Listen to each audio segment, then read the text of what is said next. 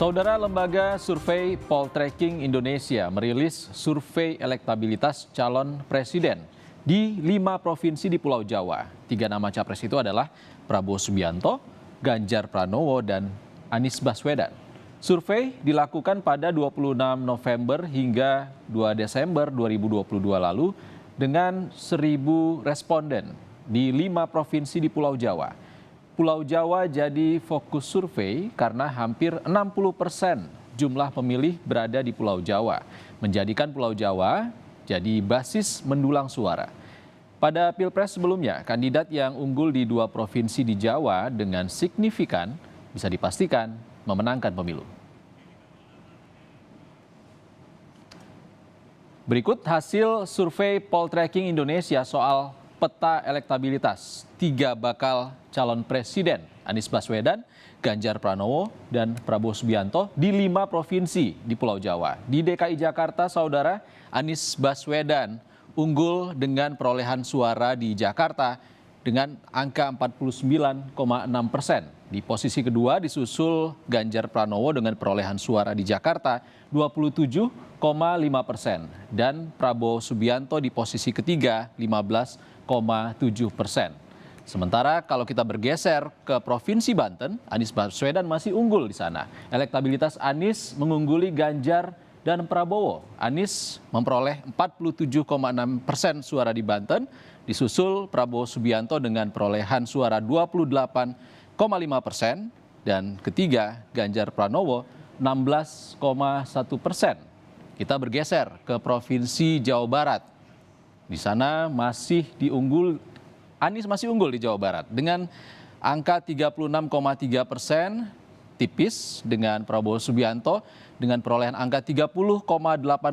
Sementara Ganjar Pranowo berada di posisi ketiga dengan perolehan suara 18,7% di Jawa Barat. Pada Pilpres 2019 lalu, saudara, Jawa Barat menjadi basis suara Prabowo Subianto. Berikutnya kita bergeser ke Provinsi Jawa Tengah yang merupakan lumbung suara PDIP dan Ganjar menjabat sebagai gubernur di sana. Survei menunjukkan Ganjar jauh mengungguli kedua calon lain. Ganjar memperoleh suara 71,4%, terpaut jauh ada di posisi kedua Prabowo Subianto dengan perolehan suara 10,8% dan Anies Baswedan yang memperoleh suara 9% di Jawa Tengah.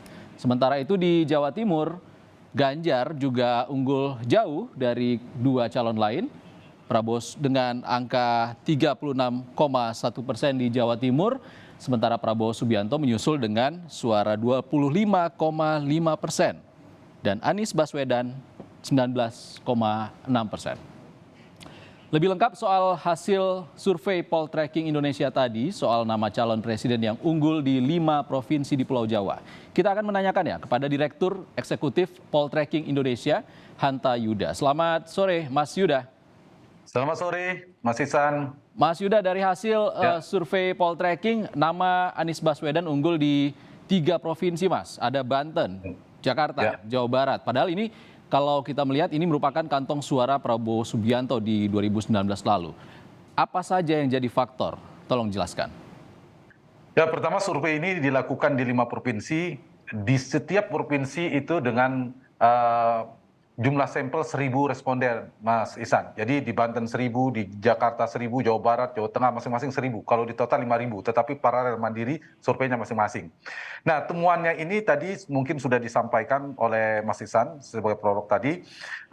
Yang menarik adalah 3 wilayah tengah ke barat itu basis Anies Baswedan, dari tengah, Jawa Tengah ke timur itu relatif menjadi basisnya Prabowo. Dulu basisnya Ganjar Pranowo, mohon maaf. Jadi dulu ketika 2019 basisnya Jokowi, Pak Jokowi di Jawa Tengah dan Jawa Timur, sekarang menjadi basisnya Anies, menjadi basis Ganjar Pranowo. Ganjar sangat kuat seperti Pak Jokowi di Jawa Tengah, kemudian Jawa Timur meskipun tidak terlalu unggul, terlalu kokoh, tapi juga relatif unggul. Nah, yang menarik saya ingin menjawab pertanyaan tadi.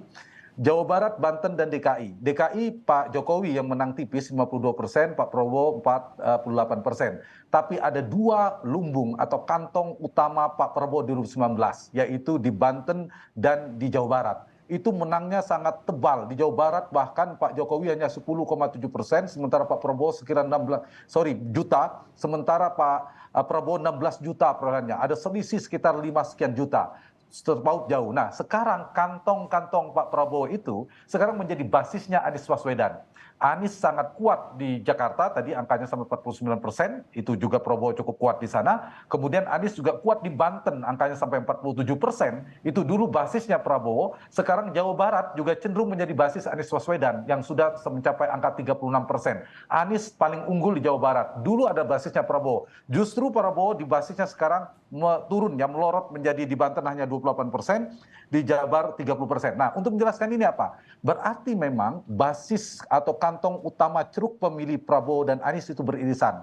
Mas Anies lebih banyak mengambil pemilih Prabowo ketimbang pemilih Pak Jokowi, lebih banyak mengambil pemilih Pak Prabowo. Jadi saya kira ini potensi tergerusnya suara Pak Prabowo di kantong-kantong Prabowo di 2019 akan diambil oleh Anies itu semakin besar. Tapi di wilayah-wilayah Jokowi itu Anies tidak begitu kuat. Kita perhatikan misalnya di Jawa Timur, Anies hanya mendapatkan perolehan hanya 9% di Jawa Tengah. Di Jawa Timur juga urut 3, artinya hanya sekitar 19%. Ini wilayah Jawa Timur memang masih relatif kompetitif ya. Tapi wilayah ini sudah terbelah. Pemilih Jokowi cenderung dimonopoli tanda petik oleh Ganjar, sementara pemilih Prabowo terpecah ke Prabowo dan Anies Baswedan. Mas Yuda, kalau Anies unggul di 3 provinsi tadi, kira-kira dari hasil survei yang paling banyak memilih itu usia berapa? Dan pertanyaan berikutnya adalah terkait dengan Ganjar Pranowo. Walaupun belum dideklarasi, namun suaranya cukup tinggi di 2 provinsi.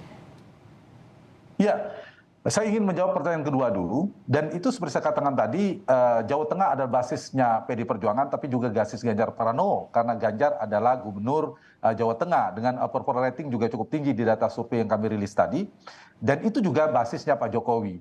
Jawa Timur juga demikian, basisnya Pak Jokowi memenangkan pertarungan di 2019. Karena itu pemilih Pak Jokowi memang limpahan pemilih Jokowi itu ke Ganjar Pranowo. Itu yang menjelaskan mengapa Ganjar cukup kuat di 2 basis ini. Dan ini menjelaskan juga Anies tidak begitu kuat. Itu untuk menjelaskan meskipun Ganjar belum deklarasi. Kalau Ganjar deklarasi ada kemungkinan potensi untuk semakin naik ya. Apalagi dengan tingkat kepuasan Pak Jokowi cukup tinggi di Jawa Tengah dan Jawa Timur. Kalau kemudian memberikan dukungan kepada Ganjar itu semakin maksimal nanti perolehannya. Meskipun untuk Jawa Timur menurut saya masih mungkin kompetitif. Kalau Jawa Tengah mungkin semakin sulit ya untuk diambil ceruk itu diambil oleh Anies dan memenangkan Jawa Tengah. Misalnya kita bicara misal saja, apa mungkin Anies dan Prabowo menang di Jawa Tengah? Sulit menurut saya, karena itu sudah basisnya Jawa Tengah. Berkebalikan dengan Banten dan DKI, untuk menjawab pertanyaan yang pertama tadi, itu juga sulit bagi Anies. Karena preferensi pemilihnya memang banyak pemilih Prabowo. Kalau kita bedah secara ideologi, secara demografis, secara geografis ini, ya ini memang basisnya Anies lebih banyak dari mulai Jawa Barat, Jakarta, Banten, dan sebagian besar provinsi di Sumatera. Sementara Ganjar itu lebih kuat di Jawa Tengah, kemudian Jawa Timur, dan sebagian besar di Indonesia wilayah timur. Begitu. Oke, Mas Yuda, kalau bakal calon wakil presiden, apakah ada juga nama-nama yang disurvei? Ya, termasuk. Kalau capres sudah mengerucut di 3 nama itu, tapi kalau cawapres juga menarik nih dari temuan survei kami di Jakarta, Banten, Jawa Barat, Jawa Tengah, dan Jawa Timur itu berbeda, tapi ada 4 nama yang hampir selalu muncul di 2 digit perolehan. Misalnya Jakarta. Di Jakarta itu dipimpin oleh AHY dengan perolehan 24%, tapi nomor 2 adalah Erick Thohir 17%. Yang di Jakarta, lalu disusul Ridwan Kamil dan Sandiaga Uno. Jadi Agus dan Erick memimpin Jakarta. Kemudian di Banten itu Agus, kemudian Ridwan Kamil. Secara selisih sedikit Sandi, kemudian Erick Thohir. Jadi Agus memimpin, AHY memimpin Jakarta dan Banten untuk cawapres, kemudian diikuti oleh Erick Thohir dan Ridwan Kamil. Nah, di Jawa Barat itu Ridwan Kamil paling tinggi, Mas Ihsan, karena memang gubernur Jawa Barat, angkanya hingga 29%, disusul AHY dan Erick Thohir. Dan Jawa Tengah ini yang paling tinggi adalah Erick Thohir. Kita tidak mengikut sertakan Ganjar ya dalam simulasi cawapres, karena Erick sudah terkoneksi cukup kuat pemilihnya Jokowi, kemudian pemilihnya Ganjar. Itu yang tertinggi hingga 25%, perolehan Erick Thohir tertinggi di Jawa Tengah, disusul Ridwan Kamil. Kemudian di Jawa Timur itu imbang antara Kofifa, gubernur Jawa Timur, dan Erick Thohir di angka sama-sama 18%. Karena ini basis NU, keduanya punya jaringan, punya hubungan erat dengan para kiai dan NU, terutama Bu Khofifah kita tahu ketua Muslimat, Erick Thohir juga belakangan sangat dekat dengan NU dan anggota kehormatan Bansar NU dan seterusnya. Jadi dari sisi cawapres, kalau capres sudah jelas ya 3 nama, sulit ada nama di luar 3 itu, tapi cawapres relatif dinamis, tapi nama yang kuat sudah muncul nih. Ada AHY, Erick Thohir, Ridwan Kamil, Sandiaga Uno. 4 ini adalah nama terkuat. Dan calon pemilih cenderung memilih calon wakil presiden dari kalangan ekonomi dan usia muda, Mas Yuda.